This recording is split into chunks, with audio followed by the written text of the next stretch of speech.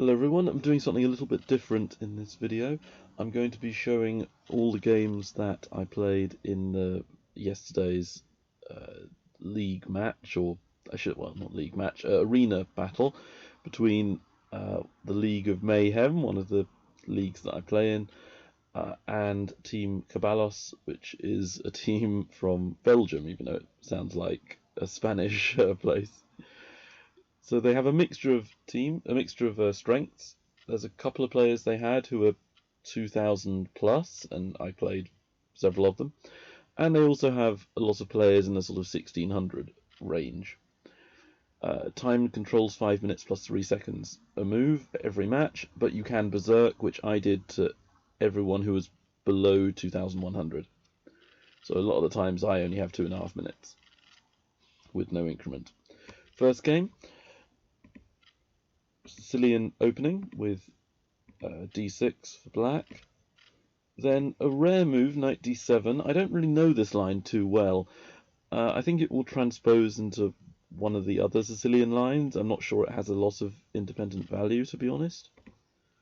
So I go bishop c4, knight gf6, knight c3, and then black is essentially saying they're going to play bishop e7 and castles, and then with a6 b5. However, I've actually had a student who used to do this, and I always told them not to play knight bd7 until after you castle. There are some positions where you can, but in this setup it doesn't work too well, because a classic sacrifice that I believe John Nunn, Grandmaster, has perfected over the years, and also John Ems as well, Grandmasters whose names are John, seems to do very well with this opening sacrifice. So you're getting 2 pawns for a bishop, attacking the black queen that has to move, and then a third pawn with check, decimating the king's protection, and then saving the knight. So 3 pawns for a bishop with a weak king and a weak d6 pawn, just generally a bad positional structure, is a very, very good position for white, even if a computer is at first skeptical. Knight to e5 is played to attack knight on f5, trying to centralize their pieces. It makes some sense to do this. I grab the bishop pair and also set up a tactic, which unfortunately they do not find. Now, I could have played actually this move now, so I actually blundered, partly because I was rushing my moves as quick as I could, because I essentially pre-moved. I thought they would play king f7 because they would see the tactic, but no, they played rook g8. So here, what's the best move for white?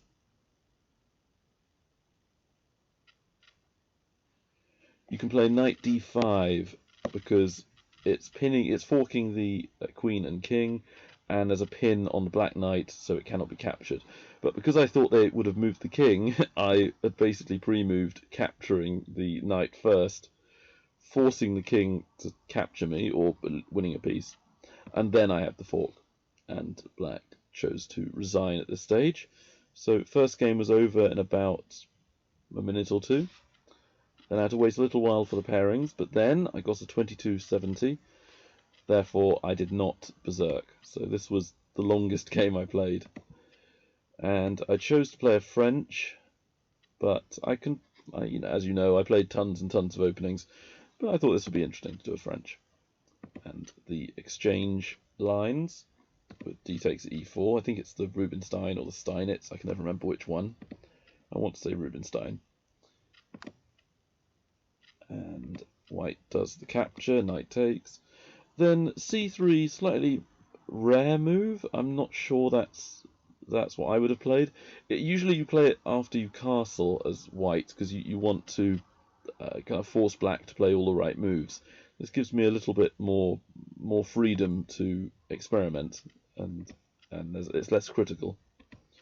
So this allows me to play b6. Normally I don't do this till after I castle, but because of c3, white hasn't had enough time to organize their pieces.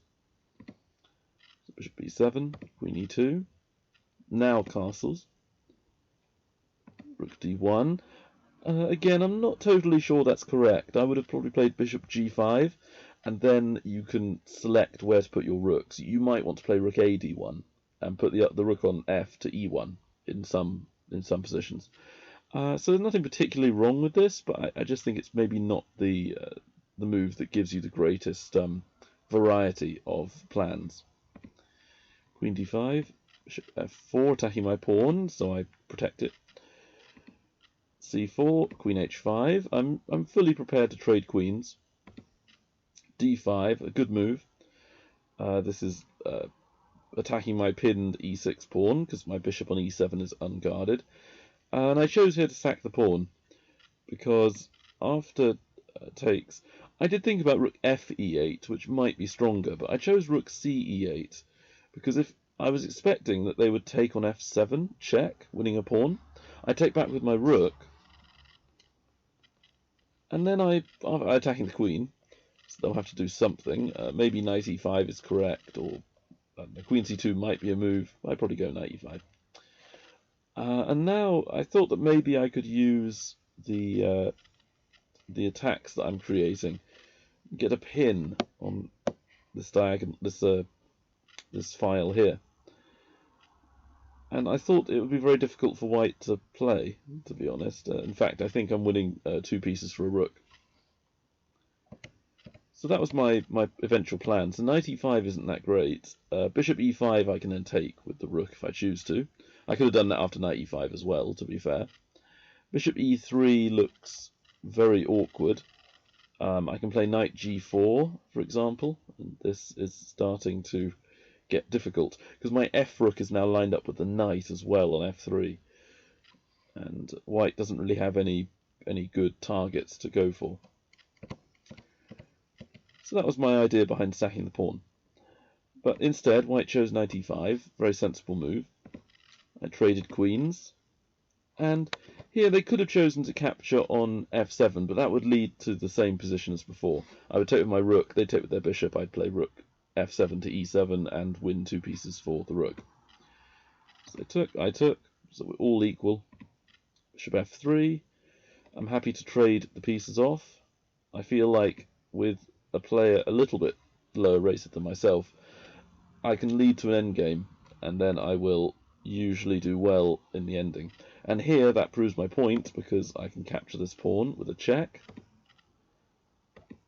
then capture, and they capture with their knight. The reason they take with their knight is to keep attacking c7 with the bishop. But they can't win a clean pawn straight back because b2 is going to drop. This allows me to retain the pawn. b4. I wasn't totally sure what to play here. I spent maybe a minute on this move, if I remember right. Oh no, I didn't know. I don't remember right. I spent 15 seconds on this move. I chose to capture because white's a and c pawns are now isolated. Even though my bishop is a so-called bad bishop, because both my pawns on the queen side are on the same colour, I can anchor my bishop to c5 anytime I like, rook in the centre, and then centralise the knight. And ideally, if I can trade off all the pieces, it will just be a winning king and pawn endgame. I want to not make it a pure rook and pawn ending, though. I want to have at least one minor piece on the board. And I thought that trading the knights would take a lot of drawing opportunities away from white. Because if there's knights on the board, it's very difficult to win a knight and pawn endgame. At least it is for me. And here it does look at first like you can play bishop e3 and then trade everything, but that doesn't work because number one, bishop takes bishop is winning for white. Rook e2 also wins. So I cannot offer the trade of bishops because I get mated or lose the bishop. So bishop c5, bishop c7. I didn't really see the point of this move, and then I realised what it was. But here I'm happy to trade rooks, because that takes off a lot of drawing chances. The bishop and pawn ending I can usually win in these positions, despite the fact I have a bad bishop. So we both bring our kings over to centralise them. I offer the trade of bishops in a very nasty way, because white really doesn't want to trade bishops. But after bishop c7, I now play this intermediary move, bishop d6. So the reason I didn't play it first is because now white either has to lose a pawn on h2 or trade. He chose the painful way to lose slowly. h4. Now, I think king f6 is much better than what I played. I was rushing a bit here. g6, and I thought maybe king g5 would make it a bit awkward, but I still should win. g4 trade, king f6. As long as I have one passed pawn, I should win. So I chose a5. Now I want to create Zugzwang so I can quickly push my pawns. Therefore h5. Now the white king has to move, allowing the black king to sufficiently protect the g5 pawn. And I had counted the moves before we reached this position when I was contemplating h5. And I'm much too quick. I'll make the queen, and then I thought I would choose the easy option and bring my king over. If they played c7, I could play queen b7. But now I'm still too quick. Bring the king over, and they resign, because next turn I'll play queen to b7 checkmate when they move the king down. So overall 2 wins, good result. Now this player he's good, but I think the reason his rating is only 1200 is because his Wi-Fi is awful. So every few moves he would lose connection for maybe 20 seconds. So despite the fact I berserk, I actually end up, I think, with more time in the game. This is a rare system though, because normally you don't want to leave white with 2 central pawns, e4 and d4.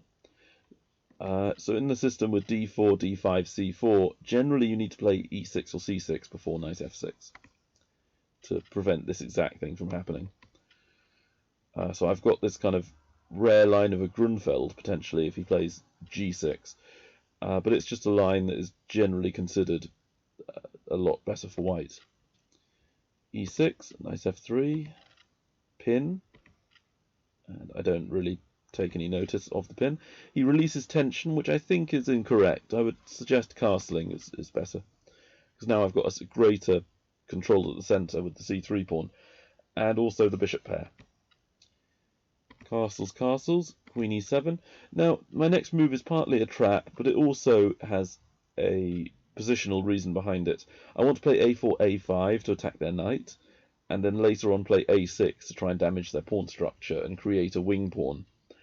But also, the idea of a4 is to play the move bishop a3 with a skewer on the queen and rook. Then knight e5, gaining a tempo on the queen. I think queen c7 was a bit stronger. Capture the rook, bring in the queen, and save the queen. He starts developing, but the trouble is his queenside development has not really been started yet. So this allows my kingside play to crash through with a very quick initiative. Bishop d7, rook f6. I don't mind so much, even if he plays knight d7 taking on at f6 later, as long as I get initiative. So I play a5, preventing knight d7 from occurring for a long time. Disconnect the rook on a8 from its queen. Now I can slide the rook over. Queen a3, attempting to play on the queen side. It's the right plan, but it's too late. Rook takes f7, and then queen takes pawn checkmate. So overall, quick win. Next game, I'm playing someone lower than half my rating, so I have to berserk. It's only fair. I try the England gambit, but they don't wish to tangle with that. With e4. So we've gone into the centre game, or the centre counter defence for white. And this is quite interesting, because if knight takes d4, knight takes d4, queen takes d4, white's actually got a fairly good position, even though their queen has been brought out. But bishop b5 is chosen. This is almost like some kind of Scotch gambit, with bishop b5 instead of bishop c4. So I choose to guard the pawn, then take with the d pawn, taking away from the centre. This is one of the only positions where I do take away from the centre, to allow my queen and bishop to come out. c3, and it's almost like a Smith-Morra, but I will choose to capture, or Danish gambit, I guess. Because the queens are going to trade fairly soon, I'll just stay a pawn up. Traded, bishop g4, and here, even though my opponent rated 1000, I'm not going to try going for tactics. There's no reason to make the position difficult and complicated. I may as well go into an endgame and pawn up. And so this game, they survive a long time. And I improved the knight. I feel like they're going to trade, and I'm correct. They do trade. Castles, which isn't really necessary in this position. I'm never going to mate them with a rook and knight. And it allows rook d2. Rook d1. And then here, I could play rook takes b2, but I thought I may as well trade rooks, even though it's a knight and pawn endgame. So knight h4, rook takes, and I grab the pawn. So I have a pawn up. Then I made sure my knight had this bolt hole on c4. Then e5, I think trying to play knight e4, but it gives away another pawn. Now I was very, very confident I could win this. Make a slight mistake with king d7 because the check forces me back. And we repeat. So now I play b6 to avoid that happening. And here I set a trap, the coffin trap, with h7 being a poisoned pawn for minor pieces. If a bishop takes h7, normally you can play pawn g6, and the bishop is stuck. So then you bring the king over and take the bishop where it's stopped on g8, g8 and h7. But with the knight takes and my pawn on f6, the knight can't retreat. So I simply bring my king over, and the knight is stuck. Go over and capture the knight. And then knight g4 check, knight h2 check. And I mean, I could run away with the knight with knight f1, king f2, knight d2, king e2, knight b1. But I thought the knight might get trapped on b1 anyway, and I can't be bothered to calculate this. So I'll simply go into an endgame, quite a significant number of pawns ahead, and create a passed pawn, making my job very easy. Simply marching the king and pawn up the board, and here they let the pawn promote. But even if they had put the king on, say, g1 eventually, I would have been able to gain the tempos to force the king away and checkmate. So next game, 1500. Berserk again, and I think they berserk as well. No, they don't. They don't choose to berserk. Someone berserked, I think, against me at some point. Maybe I'm wrong. It's a Caro-Kann structure with c5. I'm not really sure what this entails. Possibly they wanted to go c5 on move 1 and they mouse slipped. Because now I take this pawn, winning a pawn. Then knight f6 trying to win it back, but I take another pawn. So not the best. Bishop b5 check. Knight d7 is maybe one of the best moves. But now c6, and I don't... Maybe bishop d7 was best, actually, instead of knight d7. Because when I played c6, then their knight on b8 would have had an extra attacker on the pawn. So c6 wouldn't have worked. But now it's just winning, unfortunately. If they don't move the knight, I will take it, winning a piece. And if they do move it, c7 check, and I win the queen. So they resigned. Overall, bit of a disaster, that game. Possibly it was a mouse slip, or they just made a misjudgment there. Moving the same pawn twice in the opening is usually not a good sign. The next game, against an IM, and unfortunately, maybe once out of every 20 games, I have a disaster of a game, and this was one of them. So I knew that f6 was a move, and you then try to control the dark squares. And d4 is correct. I chose bishop b4, knight c3. And here I should just trade on d4, but I thought that maybe I could control the light squares now and change my strategy. But then I changed my mind and played e3, which is an Alekhine type position. But I realised that because my pawn's on f7, I can't do queen h4 anytime soon. So I need to play f5, and just like my opponent in the last game, moving the same pawns over and over again is going to lose me a lot of time. So now d5, and I suddenly realise I'm dropping a pawn, because I need to take on c3, otherwise I lose a piece. My knight's attacked. I have to move it backwards, because queen takes g7. So I'm already up 2 pawns down in the first 11 moves, so not good at all. I was trying to get compensation though by the fact white's got these horrible doubled e-pawns. So I control the square in front of the pawns, and if I can activate the pieces, then maybe I can make up for the fact I'm 2 pawns down. But the f5 pawn is weak, So that pawn's also going to drop. I try and defend it, but white expertly is able to pressure the pawn enough that I will lose the pawn. So I'm now 3 pawns down. The rest of the game, mercifully, it doesn't last too much longer in time, but it doesn't move. So I was thinking that perhaps I could go for some tricks, threatening knight h3, but they see it. Then a5, trying to stop b4, dislodging my c5 knight. d4, rook e8, and my knight comes back to e3. We get a trade of rooks. g4. So ideally I was thinking if I could prevent the g-pawn pushing, white has no other passed pawns, so maybe I could actually draw this. The 2 e-pawns are actually almost useless. But knight b5, very good move. Knight a6 is possible, but I didn't want to keep my knight on the edge. But now knight back to d4 and I can't save the pawn, so I lose another one. And check, very good move, I didn't see this. I was thinking they'd have to take with the b-pawn, then they have all these isolated pawns that I can target with my knights. However, the knight takes the pawn. We get a trade. They do still have a lot of isolated pawns. I was hoping I could guess enough here. And I was able to win back. I think I won a pawn somewhere. Yeah, I won the a-pawn. But it's still 3 pawns ahead for white. So clearly losing. And knight on f4 is absolutely brilliant. It guards e2, controls all these light squares, so their pawns on the dark squares keep my king out. And there's nothing for my knight to really go after. So all I'm doing is shuffling back and forth. White is slowly pressing ahead with the pawns and pushing the king further up. And I did think about resigning here, but I wanted to last just a few moves longer.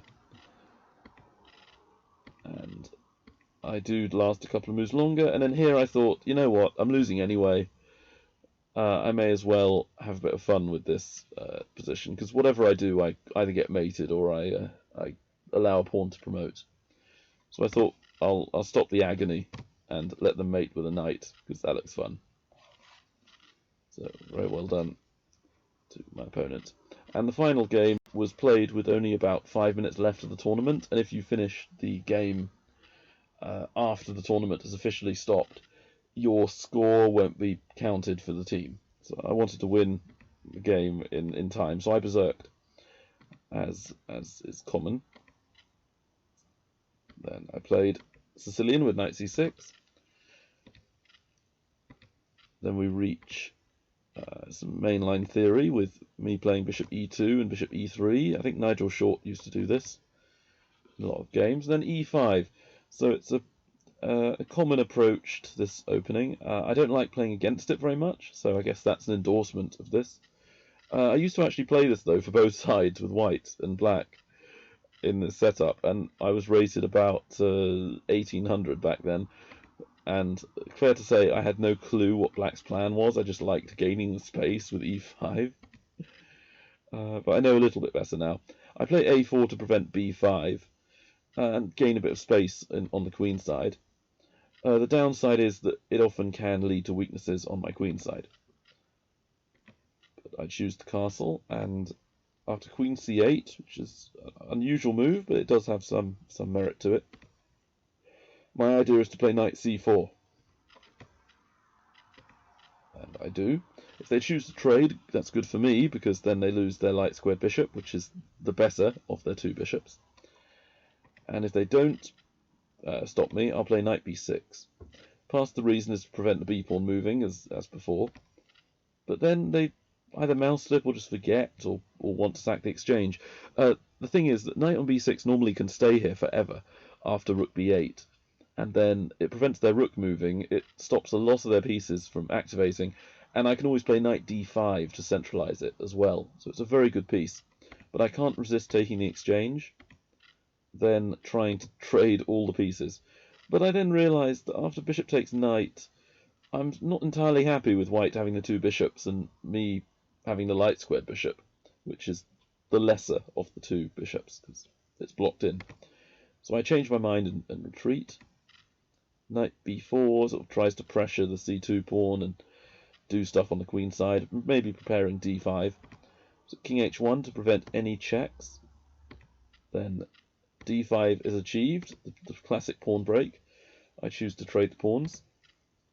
And then once everything is settled, I trade all these pieces. Going into an endgame, the exchange up, save the pawn. Queen d2. And rook d8, targeting my queen, but I counter it. So now the rook gets off the file. And I keep improving pieces, and unfortunately for me, my computer was a bit slow, and that meant that I was lagging every few seconds. It would take me 2 or 3 seconds to play every move. So I switched from playing on the laptop to playing on my phone, where I didn't do a lot better, but enough that I wasn't just running down on time unnecessarily. So I'm offering the trade of queens. They refuse. I come in, hoping that we get a big attack.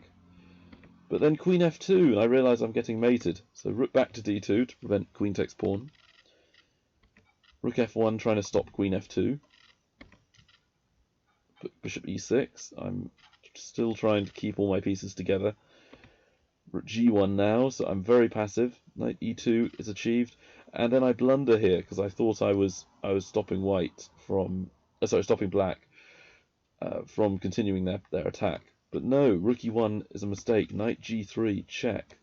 Discovered attack on my rook. I'm no longer the exchange up, but I am a pawn ahead, and a trade is achieved. I win another pawn. Although in this position, I'm sure you can see a better move than playing queen takes pawn. Queen takes rook. I have no idea why I didn't see this, but I was down to 29 seconds in my poor defense. So blunder. Queen c1. Rook d7. I'm going for mate. I've started to play well again. Rook g8. Then I take. And here my opponent resigned with about 7 seconds left of the tournament.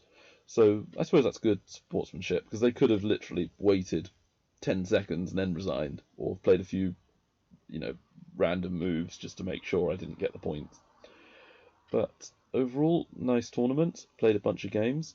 I gained 1 rating point out of all the matches combined, with I think 6 wins and 1 loss. So that's about my average. And yeah, I think there'll be another tournament like this soon, so I'll try doing analysis of all the games when that occurs. So I hope you enjoyed the video. See you next time. Bye.